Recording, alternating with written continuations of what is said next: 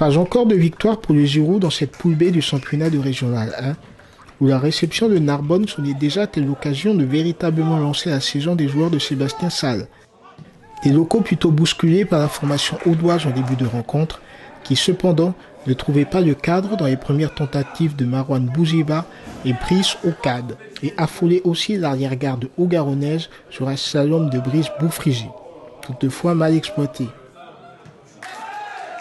C'est donc le Giro qui cadrera le premier, et Robert Claraco verra sa frappe repoussée par le pied du portier pour malheureusement se blesser sur l'action.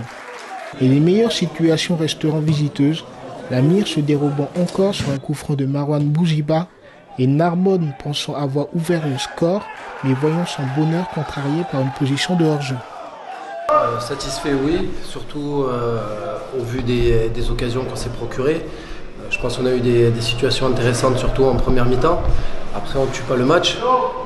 C'est une équipe très difficile à manœuvrer, qui met beaucoup d'intensité, beaucoup d'impact. Je crois que c'est le match que je vois de la saison où il y a le plus d'intensité. Vraiment, ça passait d'un but à l'autre. Donc aujourd'hui, c'est sûr qu'on gagne.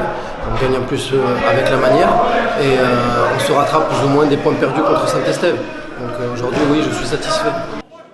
Début de seconde période encore compliqué pour les hôtes de Pesbonieux, avec des visiteurs encore dangereux aux abords de la surface de réparation adverse, et Anthony Morera décisif dans son duel face à Brice Boufrigi.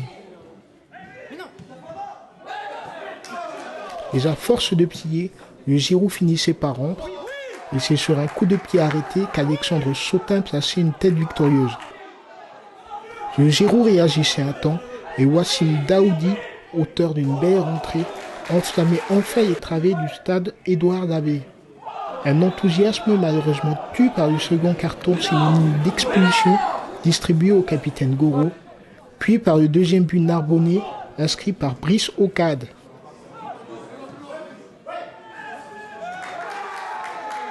Le Croix, croyait-on, définitivement tué les derniers espoirs au Garonne, qui pourtant réduiront le score sur un pénalty transformé par Wissam Bui, pour s'offrir ainsi une fin de match pleine d'envie. Mais c'est Narbonne qui restera le plus percutant, et après que Ed Dahabi de rate l'occasion du break, inscrira finalement le troisième but, définitivement synonyme de victoire par Boufrigi. Un score proche d'être aggravé en fin de match, mais relatons bien l'indéniable supériorité audoise sur l'ensemble de ces 90 minutes.